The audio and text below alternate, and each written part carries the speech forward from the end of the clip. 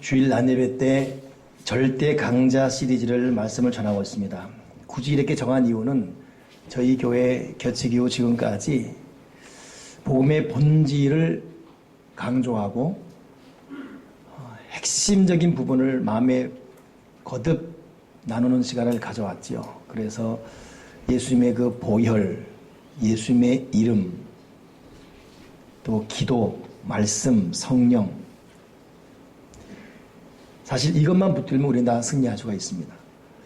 그래서 지금 절대강자 예수 그리스도 첫 시간은 예수 그리스도의 이름의 뜻에 대해서, 그리고 지난주에는 예수 그리스도의 보혈에 대해서, 오늘은 예수 그리스도의 이 말씀에 대해서 절대강자 시리즈 말씀을 전하게 됩니다. 주일 난예배 이 절대강자 시리즈 말씀의 대상은 사실 저와 오랜 동안 같이 신앙생활했던 분이라기보다는 우리 주일 난예배만 나올 수밖에 없는 여건이 있는 분들, 또 초신자들, 새로운 분들을 향한 메시지입니다. 그렇게 들었던 분은 또 듣고, 처음 듣는 분은 재밌게 들으시면서 오늘 절대강자 예수 그리스도의 말씀에 대해 은혜를 나누면 좋겠습니다. 제가 개인적으로 말씀에 대해 눈을 뜨게 된 결정적인 계기가 재수할 때였었습니다. 그때는 돈이 없다 보니까 학원을 갈 수도 없었고, 차비가 없다 보니까 어디 뭐 놀러도, 극장은 물론이고요. 그러니 집에만 있으면 공부를 더 열심히 할 것 같은데 그렇지 않더라고요. 답답하기만 하고. 갈 곳도 없고 오란 곳도 없고. 근데 교회에서 전화가 온 거예요. 홍 선생 미안하네. 지금 공부하기 바쁠 텐데 일손이 없어서 그런데 교회 선풍기 고장 났는데 좀 고쳐주겠어요? 되게 미안해 전화 오더라고요. 얼마나 고맙든지 나를 불러주니까 아예 괜찮다고 단숨에 달려가서 교회 선풍기 고쳐준 적이 있었어요. 갈 곳이 없는지 아픔이 뭔지 알았습니다. 그런데 또 한 번은 어린이 부장선생님이 어린이부 정교사가 갑자기 일이 생겨서 당면한 성경학교를 못하게 됐으니까 홍일남 선생이 어린이 보조 선생님을 해달라는 거예요. 이야, 재수생이 보조교사한다. 이건 막 순간 천사가 되는 기분. 얼마나 기쁜지 2주 앞으로 다가간 성경학교 때문에 천국을 사는 기쁨이었어요. 근데 순간 내가 보조교사인데 기뻐할 것만이 아니라 이 어린 나이한테 어떻게 말씀을 전할 것인가. 그렇다면 내가 성경을 알아야지. 그래서 그때도 보통 한국교회 그러듯이 하루 3장 성경 읽기, 1년 1독 이런 목표를 교회마다 다 정해놨거든요. 그것만 해도 대단히 모범적인 신앙인이잖아요. 지금도 그러잖아요. 저도 그때 그렇게 살았습니다. 근데 왠지 그때는 그거 갖고 안 되겠어요. 그래서 2주 동안 성경을 다 읽자. 그래서 신약부터 성경을 마태, 마가, 누가, 요한 쭉 읽었어요. 하루, 이틀, 3일 계속 성경만 읽었습니다. 그날도 읽었던 성경 또 반복해서 읽는데 잠이 든 거예요. 꿈을 꾸는데 집채만한 황소가 막 하늘을 날아다니는 거예요. 순간 저 황소가 나를 놓치면 난 죽겠다. 이 정도로 무서운 거센 황소가 막 하늘을 가르며, 황소가 하늘을 나르니까 얼마나 무섭겠습니까? 근데 갑자기 내 허리에서 웬 띠가 막 나가더니 황소를 묶어버리는 거예요. 그러니 황소가 이 띠에 묶여서 내 앞에 뚝 떨어지는데 코를 벌렁벌렁하면 죽어가는 거예요. 그 순간에 해석되기를, 이 황소는 그동안 우리 집을 괴롭혀왔던 이 마귀고, 때로는 술로, 때로는 여러 가지 혈기로, 여러 가지 죄악으로 괴롭혔던 이 마귀고, 내 허리에서 나간 이 띠는 내가 읽었던 말씀이 오늘 본문에 있죠. 말씀이 육신이 되어 우리 가운데 거하심에 그 영광을 보니 독생자 영광이다. 이 말씀이 계속해서 능력이 돼가지고 저 악한 귀신을 묶어버리는구나. 꿈에 깼는데도 선명한 거예요. 저는 그때 하나님의 말씀은 읽는 것으로 끝나지 않고 내 속에 능력이 되고 나와 내 삶과 내 가정을 괴롭히는 악한 마귀를 물리치는 능력이구나. 그리고 이제 신학교 도중에 제가 군대를 가게 됐거든요. 그때부터 말씀 읽는 것이 훈련이 됐어요. 쭉 읽었죠. 근데 군 근무 중에 말씀을 또 시간이 좀 나서 읽는데 제 선임이 제가 신학생을 알았어요. 그때부터 핍박하는 거예요. 밥 먹을 때 기도하면 눈 떠오르면 밥그릇 없어지고, 너 한 번만 더 내 앞에서 너 밥 먹을 때 기도만 해야 되나? 눈 뽑는다, 너. 그러고. 그래도 뭐 계속 뭐 내 눈 뽑을 눈이 언제 있겠어요, 이 작은데. 그냥 계속 감고 기도하고. 그때마다 원산복격시키고, 그 선임이 나보다 한 살 어린 선임인데. 근데 그날따라 내가 성경 읽는데 나를 불렀어요. 내가 못 들었어요. 나를 찾고 다니는 거예요. 내가 방에 딱 숨은 것도 아니고 그냥 내 방에 앉아서 읽었는데 뭐 홍일병 막 소리치고 다녔는데 뭐 한 시간도 못 들었어요. 그러다가 방문마다 열다가 내가 있는 방문을 뜩 열다가 열자마자 한 시간 동안 얼마나 열이 받았겠어요. 소새끼, 말새끼, 돼지새끼, 닭새끼 다 나오면 나를 끄집어서 때리는데 야 군합발로 제 이 촛대뼈를 때리는데 세상에 얼마나 뼈가 부서지지 않았어요. 나중에 제가 이 맞고 난 다음에 막 피와 진물이 흐르니까 어머니가 보고 막 울었지요. 되게 아프더라고요. 근데 아픈데 나는 웃음이 나오는 거예요. 그 선임이 금복주처럼 생겼어요. 나 때리는데 그 얼굴이 왜 이렇게 웃긴지. 난 아프면서 웃고 있는 거예요. 그러니까 웃는다고 더 많이, 웃어? 이게 웃어? 나도 되게 성질이 못하게 이단협차게 막 그러는데 나 웃긴 거예요. 되게 맞은 다음에 다 끝나고 사건 종결되고 제 이제 네이버 나와서 앉아있는데 생각해 봤어요. 이렇게 아픈데 내가 왜 웃었지? 이렇게 맞으면서 내가 왜 웃었지? 좀 살려달라고 빌어야 되는데 왜 웃었지? 근데 웃음이 나오는 거 어떻게 해요? 난 그때도 성경 말씀, 하나님의 말씀은 내 속에 기쁨을 준다. 이것은 어떤 환경도, 핍박도, 고통도 이 기쁨을, 이 웃음을 앗아갈 수 없어요. 저는 생생한 제 개인 체험입니다. 지금 목사가 돼서 목회하는 이 중에도, 이 생활 중에도 제가 정말 어렵다. 너무 힘이 든다. 정말 앞이 안 보인다. 너무 깜깜하다. 그때는 즉시 말씀을 읽어야지. 이것이 내 속에 분명한 내 어떤 느낌이고 결단이에요. 그리고 그런 가운데 10장이건 20장이건 그냥 어떨 때는 점심 먹고 그냥 저녁 될 때까지 쭉 말씀 읽고 읽다가 지치면 듣고 이런 가운데 시간 가지를 모르고 읽어놓으면 반드시 호련히 회복이 되어 있는 내 심령 상태를 느낍니다. 그리고 잔잔한 웃음을 웃을 수가 있어요. 환경은 변한 것 아무것도 없어요. 똑같습니다. 한 6, 7시간 전에 나를 짓눌렀던 감정력, 고통과 환경은 똑같아요. 그냥 내 마음은 평안과 웃고 있더라고요. 그 상태로 밤에 기도하고 새벽을 기도하고 나면 왠지 어디서부턴가 조그만 해결책이 보이기 시작합니다. 나는 이 말씀의 위력을 결코 버릴 수가 없습니다. 이 말씀의 능력을 절대 외면할 수가 없어요. 제가 그래서 애가 타는 것이 있다면 어떻게 해야 내가 목회 인생을 마치고 한나라 갈 때까지 오늘 이 안수기 집사님 기도 가운데도 우리가 우리 인생을 마치고 그리스도인이라 일컬음 받게 해달라 그랬는데 그 그리스도인이란 말이 사도행전 보게 되면 안디옥 교회를 향해서 비로소 그리스도인이라 크리스찬이다 이름이 일컬어졌거든요. 안디옥 교인들은 지독한 핍박 가운데도 믿음과 예비를 버리지 않았습니다. 결국 그래서 당대 사람들이 아이 저 예수쟁이들 질렸다 내가 손 들었다 비아냥 그러면 항복한 표현이 그 당시 크리스티아누스 그리스도인이에요. 크리스찬. 저의 진정한 소원은 뭐 목회 성도가 얼마 모이고 이거 이전에 정말 이건 저 별개 문제입니다. 어떤 유명세, 교회 사이즈 이건 별개 문제예요. 저의 진정한 소망은 내가 어떻게 하나님의 말씀을 많이 묵상하고 말씀 안에서 내가 녹아질 것인가.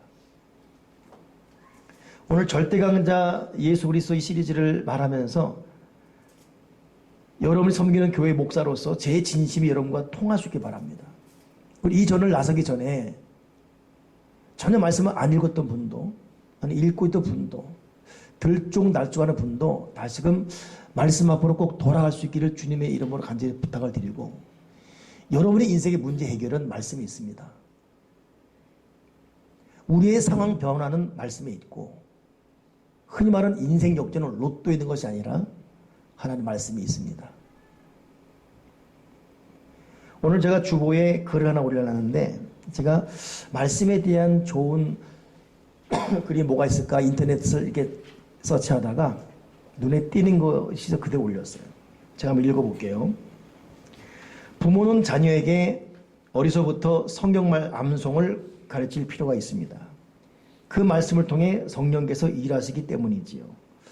그런데 많은 부모들이 자녀가 너무 어리다거나 또는 암기력이 부족하다는 이유를 들면서 말씀을 암송하게 하는 일에 주저하는 모습을 보여줍니다. 그러나 아이들은 자기 이름과 집 주소와 전화번호를 외우는 정도의 기억력만 있어도 성경을 암송하는 데는 아무런 문제가 없지요. 말씀을 암송한다는 것은 진행에 앞선 의지의 문제이기 때문입니다. 따라서 사람이 떡으로만 살 것이 아니요 하나님의 입으로 나오는 모든 말씀으로 살 것이라는 주의 말씀을 부모가 정말 신뢰하기만 한다면 아이들로 하여금 하나님의 말씀을 암송하게 한다는 것은 결코 어려운 일이 아닙니다. 그런데 이번에는 아이들이 말씀 암송을 원치 않습니다. 그래서 어떤 어머니는 제 딸아이는 성경을 외우려 하질 않습니다. 말을 물가로 끌고 갈 수는 있지만 억지로 마시게 할 수는 없잖아요. 이렇게 반문하기도 하죠. 그렇지만 부모들이 하나님 입으로 나오는 말씀의 능력을 삶 속에서 체험할 수만 있다면 자녀가 암송을 좋아하느냐 또는 좋아하지 않느냐에 관계없이 말씀을 암송시킬 수 있을 것입니다.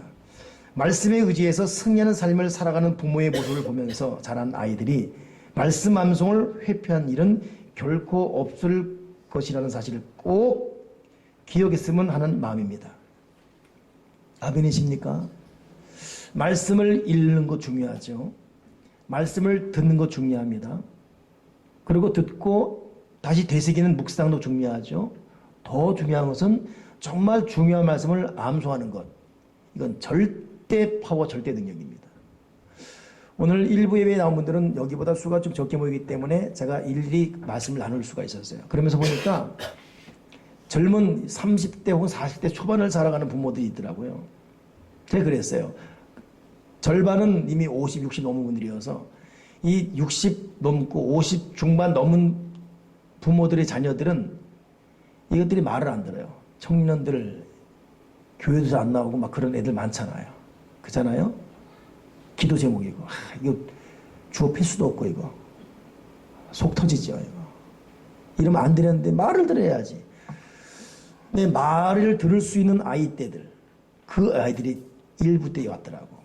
그래서 내가 성경 암송을 매일 하나씩 암송시키고 기독교 서점 가게 되면 365일 성경 암송 요만한 거 있어요. 그죠? 한 2,500짜리 이런 거 사가지고 암송 외우게 하고 그날 저녁에 암송 외우게 하고 외웠으면 축복하고 대가를 지불하고 작더라도 안 외웠으면 분명한 언지로서 내일은 꼭 외워야지라는 다짐을 맡게 하고 이런 식으로 1년을 살아갈 때 그것은 그 아이에게 어마어마한 축복이 됩니다. 돈으로 뭐 사주고 옷 입히고 뭐 학원 보내 이걸로 절대 자녀 인생 완성 못해요. 한국 부모처럼 교육열이 뛰어난 부모 어디 있습니까? 오죽하면 오바마 대통령이 한국 교육열과 한국 교육 문화를 몇 번 반복할 정도입니까? 내막을 몰라서 하는 말이지. 우리 아이들이 대학 가면 그 다음부터 논리 다 떨어져요. 논리가. 외우 주입식 교육만 있기 때문에. 이 속에서 지혜가 터지지 않기 때문에. 그러나 그 정도 교육열. 자, 그렇게 보냈지만 아이들이 어떻게 합니까? 결국은 대부분 제멋대로 해요. 그러니까 부모의 그 수고함이 헛수고가 많습니다. 제가 볼 때는 아이들에게 부지런히 말씀 심어놓고 핵심적인 말 외우게 하되 이거 아니면 너 죽고 나 죽자 이런 자세로 해서 결국 아이들로 하여금 말씀을 암송하게 하고 되씹게 한다면 그 아이들 인생은 위대한 인생이 될 줄 믿습니다. 저는 일부 예배 때 그랬어요. 그렇게 하고 나서 하면서 그 한 절 또 요즘은 그 스티커에 한국말과 영어 있거든요. 영어로도 외워라. 우리들은 외워도 안 돼요. 말아가도 말하는 까먹지 않습니까? 우리는 이 건방지 때문에. 아이들은 비상합니다. 그 아이들에게 영어를 암송하게 할 경우 성경을 그것도. 이야, 이건 대박입니다. 대박. 오늘 사랑하는 부모들 이 말 꼭 귀담아 들이시고 지금 여러분의 손길이 통하는 자녀에게 단호하게 이 부분 여러분 뚫길 바랍니다. 그러니 자녀에게 줄 축복은 부모들이 가정에서 가정 예배 드리는 것 대단한 축복이죠. 한 걸음 더 나가서 말씀 체크하는 것, 그것도 중요한 말씀을 암송하게 하는 것. 여러분도 마찬가지. 여러분도 오늘 우리 예배 후에 셀 가족 모임 때 이 말씀에 대한 큐티 말씀 나누게 됩니다. 그때 이 적용 부분을 나누게 될 텐데 여러분도 말씀을 읽다가 중요하다 그러면 성경에 줄을 치거나 또는 자기 큐티 노트에 메모하잖아요. 그 짧은 이거 너무 은혜스러워 한 것 줄 친 것은 외워야 되는 거예요. 그거는.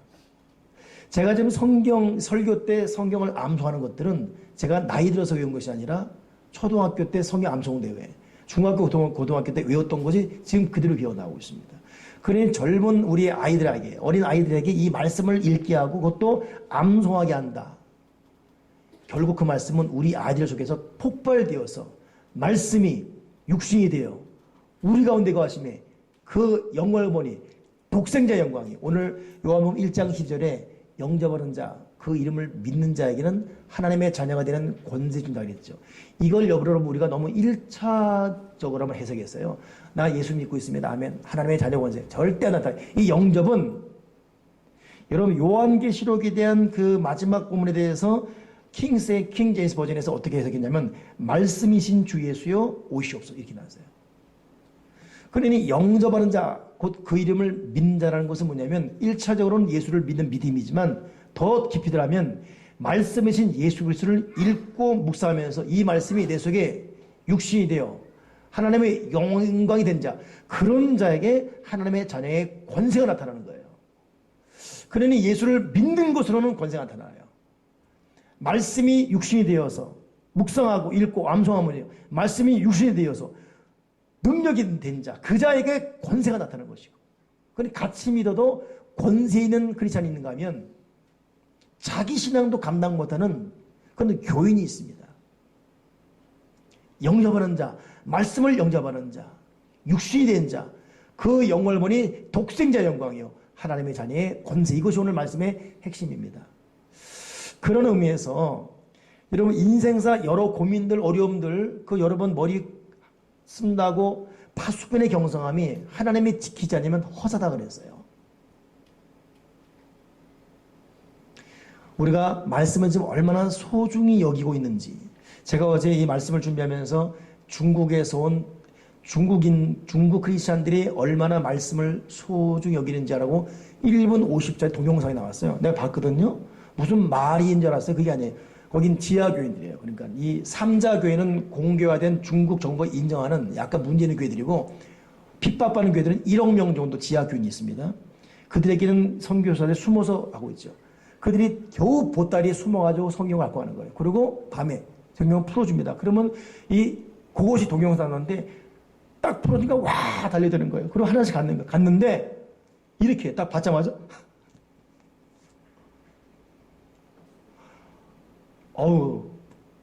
이걸 갖고 막 볼에 비비는 거예요.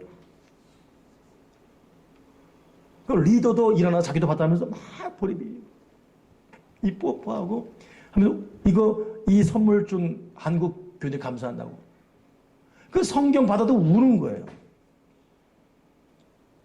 그 동영상 제목이 당신은 성경을 얼마나 사랑합니까?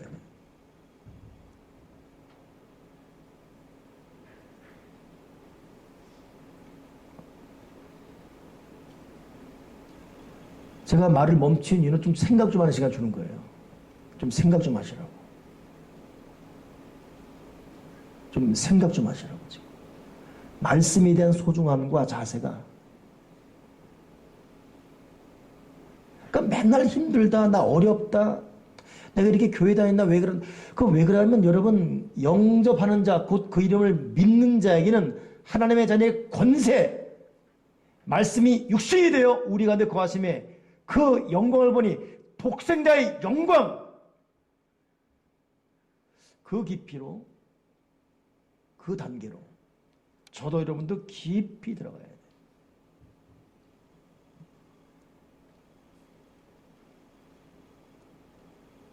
여러분 권세와 자녀의 권세와 독사의 영광에다 이걸 갖다가 육체적인 것으로 해석하면 크게 실수합니다. 여러분 제대로 말씀 읽고 말씀에 권세가 된 사람들 벼락부자 되고 좋은 차 타고 50평짜리 아파트 살고 그렇게 여러분 하나님께서 약속은 아니에요. 이 사람의 삶의 자세 보십시오. 삶을 대한 태도 보십시오. 달라요. 분명히 다릅니다. 이 세상에는 환난 없는 사람 없어요. 문제 없는 사람 없어요. 다 문제 있습니다. 다 문제. 다 괴로움이 있고. 제가 어제 양주 예수병원 그 건강검진센터 그 기공 예배 때문에 제가 가서 설교를 했어요. 설교를 하는데 그 예수병원 원장, 양일종 원장 예배 중에 보니까 울어요. 그 우는 눈물이 또 이제 병원 지어놓고 또 건강검진센터 확장해서 또 한 거, 이거 되면 감격의 눈이 아니라 13년 동안 울면서 너무 힘들고 지친 오노의 눈물이에요. 여러분 그 양 원장이 부자입니까? 아닙니다. 부자인 그런 보이죠. 부럽다. 그 사람 자기 인생 부럽지 않아요. 이 세상에 누가 진정한 부러움과 평안이 있습니까? 아무도 없습니다. 다 자기 고민과 다 자기 눈물이 있어요. 근데 하나님의 자녀의 권세, 그 영광을 보니 독사의 영광을 댄 믿음의 말씀의 사람들 삶을 대는 자세가 달라요. 결국 그들이 이루어내는 족적이 다릅니다. 저는 이 하나님 말씀을 통한 또 다른 차원의 삶의 색깔과 삶의 내용을 오늘 더 늦기 전에 만들어갈 수 있는 저와 여러분 꼭 되기를 바랍니다. 그 말씀에 나의 위로가 있고 그 말씀에 나의 치료가 있고 그 말씀에 내 삶의 비전이 있고 그 말씀에 내 갈 길이 있는 것입니다. 말씀을 통해 살아온 사람들의 그 자녀들과 가정을 보니까 몇 사람 내가 좀 조사를 해왔는데 세계에서 가장 위대한 설교라는 사람이 조나단 에드워드예요. 이 사람은 하나님의 진리에 붙들린 손, 죄인들 이 설교로 지금까지 금세기 최고의 설교로 꼽힙니다. 이 사람 눈이 어두웠어요. 그래서 그 당시 이렇게 원고를 읽었습니다. 근데도 이 설교 앞에도 얼마나 능력이 있으니 무너졌어요. 사람들이 다. 그래서 최고의 설교로 지금까지 뽑히고 있습니다. 18세기 사람인데. 근데 이 사람이 원래 청년 때 너무너무 방탕했어요. 방황하고 악을 행하고. 근데 이 사람을 변화시킨 말이 시편 119편 9절 청년이 무엇으로 그 행실을 깨끗게 하리까. 하나님 말씀을 따라 삼갈지다. 이 말씀 앞에 녹아졌어요. 그리고 스스로 결심하기를 자기의 인생 철칙을 세웠습니다. 나는 성경을 날마다 성실하게 지속적으로 읽고 묵상하겠다. 나는 진리의 말씀인 성경으로 난 살아갈 것이다. 훗날 이 조나단 에드워드의 후손들, 지금까지 후손들 401명을 조사해봤더니 14명이 대학 총장이고 100명 이상이 신학자 목사고 100명 이상이 법관 판사, 70명 이상이 작가와 언론인. 빌리 그램이라는 여러분 세계적인 부흥사 있지요. 이분도 역시 여러분 별명 자체 골지덩어리였어요. 골지덩어리. 별명이 골지덩어리. 심술 굽고 난폭하고 거칠고. 근데 이런데도 예수 믿고 신학을 했다는 거예요. 그러니 신학도의 길을 제대로 걷겠습니까? 난폭한 기질 그대로 나오죠. 이러다가 자기 절망에 빠졌어요. 안 되겠다. 내가 그래도 명색 신학생인데 이대로 갈 것인가 아니면 내가 제대로 변화받아서 한번 제대로 할 것인가. 죽을 시간 살 것인가. 내가 결단하겠다. 근데 그 결단의 기로점을 성경 말씀을 통해 정했어요. 읽어도 안 되면 포기한다. 그리고 성경 읽다가 이 앞에 무너졌습니다. 그리고 저는 결단하기를 나는 하나님 말씀을 있는 대로 믿을 것이며 그대로 전파할 것이다. 그래서 결국 여러분 세계적인 부흥사 빌리 그램 됐는데 이 사람 설교를 할 때마다 하나님의 말씀하세요. 이 문장이 항상 들어가 있습니다.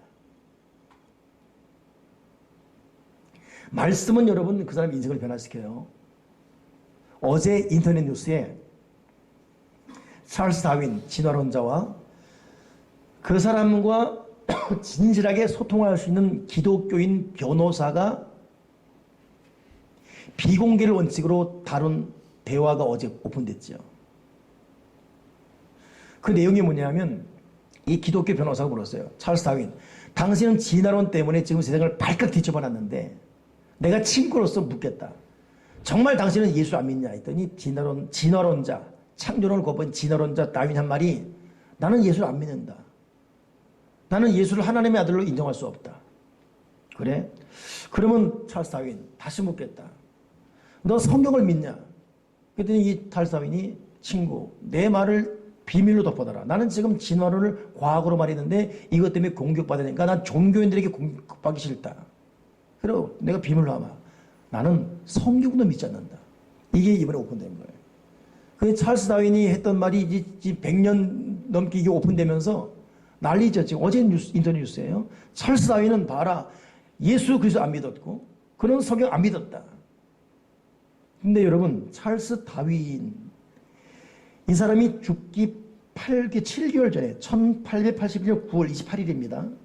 이 다윈을 가장 가깝게 모시던 가정부 호프라는 여사가 있어요. 이 사람은 예수를 잘 믿는 사람이었거든요.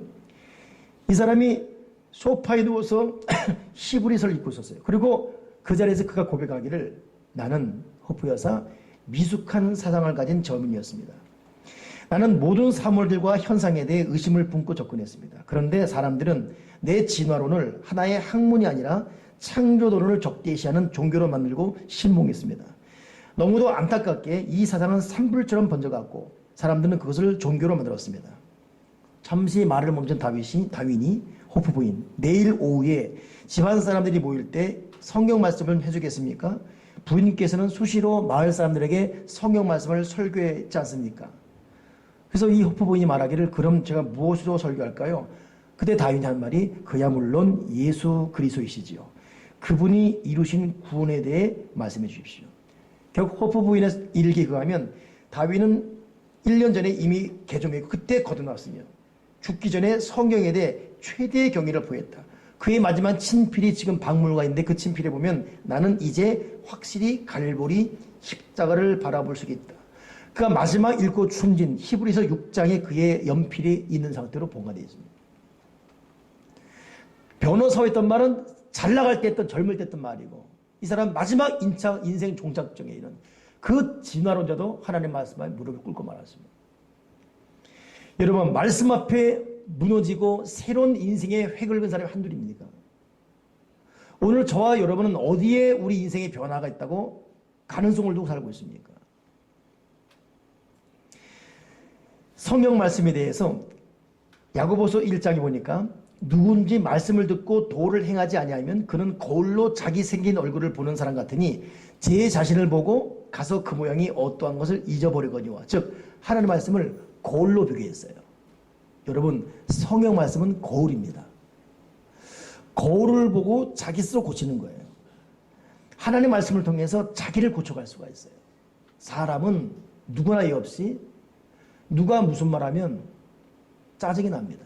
그러니까 부부끼리도 단점 말 못해요.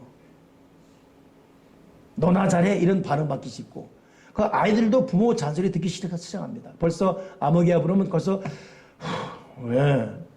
또 우리 엄마 우리 아빠 뭘 말하지? 벌써 다 달라요. 왜? 다 싫어합니다. 근데 우리는 나의 결점 단점을 지적받지 않으면 멸망하는 짐승이 될 수밖에 없거든요. 이런 나에게 누가 지적해 줍니까? 하나님 말씀밖에 없어요. 말씀이 내 인생의 거울이에요. 우리가 말씀 읽을 때 이 말씀이 조목조목 말씀을 읽을 때 이런 말씀을 읽는 나에게 성령의 역사에서 절묘하게 나에게 해석해 줍니다. 이 말씀이 내 성격, 내 스타일, 내 단점, 내 기질, 어제 했던 내 행동과 말에 대한 실수를 깨닫게 합니다. 이 말씀을 누가 성령이 해석하면서 내일을 내가 어떻게 살아야 될지, 누구를 만날지 지혜를 줘요. 정확한 거울입니다. 그러니 여러분 말씀을 꾸준히 묵상하면서 이 말씀을 통해서 내 자신을 바라보고 살아갔습니다. 히브리 기자는 이 말씀을 칼이라고 말해요. 하나님 말씀은 살았고 운동력이 있어 좌우의 날선 어떤 것보다도 예리하고 혼과 영과 관절과 골수를 찔러 쪼개기까지 하며 마음의 생각과 뜻을 감찰하나니 그 누구도 내 마음을 알아줄 수가 없습니다. 구석구석 말씀을 휘받아 오셔서 회복시키고 치료하는 것이 뭐예요? 하나님 말씀인 거예요. 여러분 사람 살다 보면 나이가 들다 보면 자기도 모르게 마음이 강박해져요. 내가 왜 이렇게 되는지 나도 모르겠어요. 눈물도 메말랐고요. 별 감동도 없고 왜 사나 싶어지고 어려운 사람보다 감동이 되지도 않고 그냥 멍하니 있게 되고 그냥 사는 거예요. 그냥 살아갈 뿐이에요. 의욕도 의지도 없습니다. 돌덩이 같은 내 마음. 에레미야서에 보니까 반석을 쳐서 붙들어 내 말이 반석을 붙들어 드는 방망이 같지 않느냐. 결국 여러분 우리 돌 같은 내 마음이 녹아지고 옥토될 때에 여기서 꽃이 피고 결실 맺게 되어 있습니다. 내 마음을 누가 옥토로 만들어요? 하나님의 말씀밖에 없습니다. 우리 거듭나야 되잖아요. 베드로 사도 말하기를 너희가 거듭난 것이 썩어질 씨로 된 것이 아니요 썩지 아니할 씨로 된 것이니 곧 하나님의 살아있고 항상 있는 말씀으로 되어느니라. 우리 거듭나야 됩니다. 누가 나를 거듭나게 해요? 하나님의 말씀인 것입니다. 오늘 말씀을 들으면서 다시금 여러분 속에 다짐되어지길 바랍니다. 또 결단되어지고. 근데 여러분 말씀과 기도가 이게 성실하고 꾸준히 가야지 연초에 뭐 왕창 읽고 한 2월부터 10월까지 쉬다가 또 같이 뭐 성경 한독 통독에다 읽고 이런 분들의 신앙생활이 견고한 신앙이 못 돼요. 자, 이만 크게 잡기보다는 감당할 수 있는 범위를 정하되 매일매일 해가면서 매일매일 하나님을 대면하는 거 정말 좋습니다. 그러다 보면 점점 기도도 말씀의 분량도 늘어나게 돼 있어요. 이렇게 1년, 3년 가보십시오. 그 사람의 믿음의 견고함, 그 사람의 삶의 어떤 그 균형감과 이거 누구도 허물어 드릴 수가 없는 것입니다. 다시 한번 여러분이 말씀과 기도에 대한 삶의 자세를 새롭게 하길 바랍니다. 엠머라는 두 제자, 그들은 정말 주님을 사랑했습니다. 그러나 주님이 십자가에 죽는 모습 앞에 낙심해서 좌절했어요. 그냥 말로 돌아가지 않습니까? 주님이 만나서 말씀을 풀어주는 순간 그들 입에서 어떤 말이 나오죠? 우리 마음이 뜨겁지 않더냐. 결국 그들이 주를 위한 사람으로 바뀌어집니다. 내 마음을 뜨겁게 하고 내 마음에 꿈을 주고 용기를 주고 셈을 주고 지혜를 주고 돌같은 내 마음을 녹여주고 마음의 안정감과 평안 주는 것 하나님 말씀밖에 없어요. 다른 것도 될 수 없습니다. 사람은 절대 여러분 먹는 것, 마시는 것, 취미, 오락 이걸로 만족할 수가 없어요. 지금이야 안녕 찾고 이제 막 박진만 씨라고 우리 그 박근혜 대통령 그 남동생 마약하다가 몇 번 갈려 들어갑니까? 나중에는 도무지 우리가 입에 담을 수도 없는 엄청난 육체적인 악을 행하지 않습니까? 안 되는 거예요. 안 되는 거예요. 겨우 온누리 교회 가서 그 마음을 잡습니다. 어떤 것도 사람 마음을 잡을 수가 없어요. 여러분에게 저에게 그런 결단이 하나님께서 예레미야서에 한 정말 귀한 하나의 경고말이 있어요. 너희가 내 앞에 두 가지 악을 행했다. 내 백성이 두 가지 악을 행했는데 첫째는 생수의 근원되는 나를 버린 것과 스스로 웅덩이를 판 것인데 그것은 그물을 가두지 못할 터진 웅덩이라. 지금도 똑같은 말이에요. 우리가 두 가지 악을 행해요.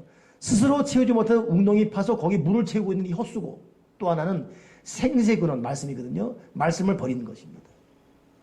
그러니 우리가 지금 뭐 이런 윤리적 도덕적 죄라 그러는데 정말 죄는 하나님의 말씀을 게을리하고 이 말씀을 무시하고 읽지 않고 묵상하지 않고 살아가는 이것이 가장 큰 죄인 것입니다. 우리 교우들이 말씀으로 살아가길 바랍니다. 말씀을 정리하면서 늘도록 존귀하고 보였던 다윗, 이 사람은 시편 119편에 자기가 어느 정도로 말씀을 묵상했는지를 그대로 기록해놨어요. 119편 14절 보니까 다윗 스스로 말하기를 나는 모든 재물 모든 재산을 즐거움같이 하나님의 말씀의 도를 더 즐거워했고 그 말씀을 얼마나 사모했든지 내 마음이 상할 정도로 사모했다 그랬어요. 이것이 다윗의 고백이에요. 그런가 하면 31절에는 내가 주의 말씀에 매달렸사오니 여호와여 내가 수치를 당하지 않게 하시옵소서. 내가 진리의 말씀이 내 입에서 조금 더 떠나지 말게 하소서. 내가 주의 규례를 바라고 또 바라나이다. 다윗은 이 말씀을 사모하고 그 말씀에 매달려 버렸습니다. 사실 여러분 이 다윗을 도울 사람이 없었습니다. 주변에. 혼자 말 그대로 자아성가했어요. 아버지 이색에도 인정받지 못했습니다. 왕인 사울에게는 쫓겨다녔고 때로는 아들마저도 아버지 다윗을 대적했어요. 사면 초과는 다윗입니다. 그런데 이 사람이 승리할 수 있었던 유일한 이유 하나님 말씀에 매달렸어요. 82절에는 내 말이 주께서 언제나 나를 안위하실까 하면서 내 눈이 주의 말씀을 바라기에 피곤하니 내 눈이 주의 말씀을 바라기 피곤할 정도로 123절에는 연기 속에 가죽 부대같이 되어도 내가 말씀만은 잊지 않겠습니다. 여러분 연기 속의 가죽 부대 뭔지 아십니까? 이게 우리 몸이에요. 우리 몸이 늙으면서 가죽 부대 쭈글쭈글해지잖아요. 응? 힘이 디메리지고 연기 속의 가죽 부대 같은 눈 침침하고 다윗은 그때에도 하나님의 말씀만은 내가 잊지 않겠다. 피곤할 정도로 마음이 상할 정도로 97절에는 내가 하나님 말씀을 얼마나 사랑하는지 내가 그것을 종일 작은 소리로 읊조리이다. 말씀을 읽고 읽을 말씀을 읊조리고 그러니 그 말씀을 소유한 다윗을 109절에는 나의 생명이 항상 위기에 있사오나 나는 하나님 말씀을 잊지 않겠습니다. 위기가 와도 혼란이 와도 131절에는 내가 주의 말씀을 삼음으로 내 입을 열고 헐떡였나이다. 얼마나 말씀을 읽고 묵상하고 암송했던지 헐떡일 정도로. 그냥 한번 그려보세요. 다윗은 하나님의 말씀을 헐떡일 정도로 눈이 피곤할 정도로 나이가 들어 쭈글쭈글한 주름인데도 말씀을 사모하고 매일매일 말씀을 읊조리고 위기가 와도 147절에는 다윗은 내가 날이 밝기 전에 부르짖어 기도하고 하나님 말씀을 바라고 주의 말씀을 조용히 읊조리려고 내가 새벽녘에 눈을 떴나이다. 새벽에 일어나는 이유가 말씀을 읽으려고. 이것이 다윗의 인생이에요. 우리가 지금 예수 믿고 있는데 요한계시록 19장 13절에 우리 개역 개정에는 또 그가 피 뿌린 옷을 입었는데 그 이름은 하나님의 말씀이라 칭하더라. 킹 제임스 버전에는 피에 적신 옷을 입었는데 그 이름은 하나님의 말씀이라. 예수님이 피에 젖은 옷을 입었대요. 요한계시록에. 근데 그 피에 젖은 옷을 입은 그 모습 보니 하나님의 말씀이라. 여러분 하나님의 말씀을 읽고 묵상하지 않는 상태에서는 예수님을 제대로 만날 수가 없습니다. 말씀을 떠난 사역자는 사역자를 통해 영광을 하나님께 드릴 수가 없습니다.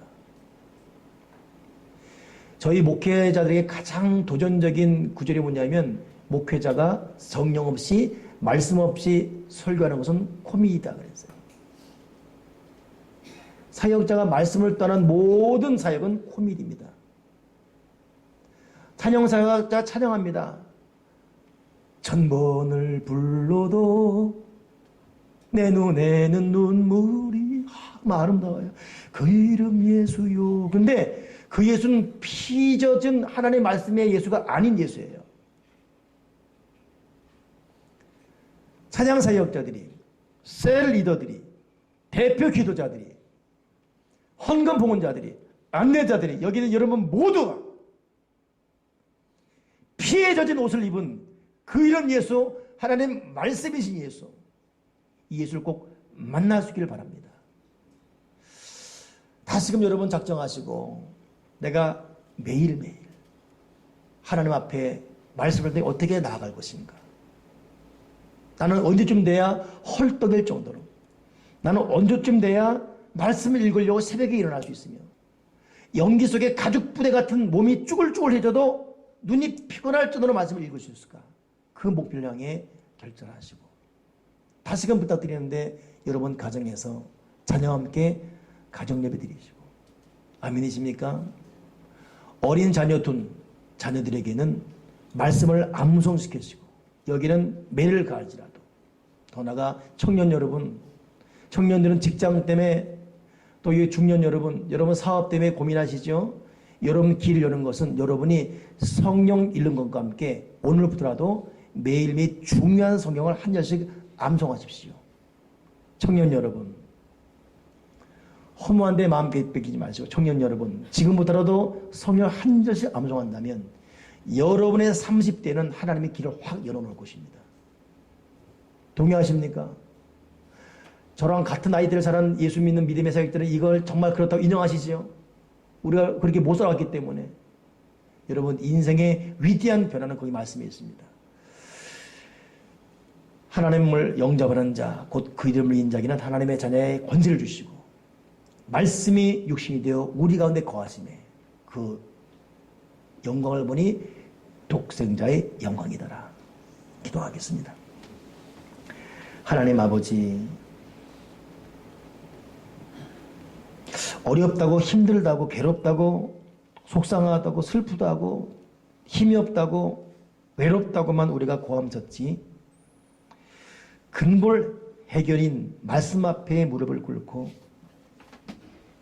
헐떡일 정도로 눈이 피고할 정도로 연기 속의 가죽부대처럼 혹은 말씀 읽기 새벽에 일어날 정도의 말씀의 사모함이 없었던 것에서는 회개함이 없었던 우리의 무지를 용서해 주시고 다시금 우리 교우들 하나님을 피에 젖은 옷을 입은 예수 그리스도 하나님 말씀이신 피에 젖은 옷을 입은 그 예수 그리스도 그 하나님의 말씀이신 그분을 바라보고 그분을 모셔서 하나님 자녀의 권세 즉 말씀이 육신이 되어 우리 가운데 거하심에 그 영광을 보니 독생자 영광이 되는 말씀의 사람 절대강자 말씀의 사람 되도록 은혜 내려 주시옵소서. 주 예수 그리스도 이름으로 기도드리옵나이다. 아멘. 더 함께 헌금하시면서 찬양하겠습니다.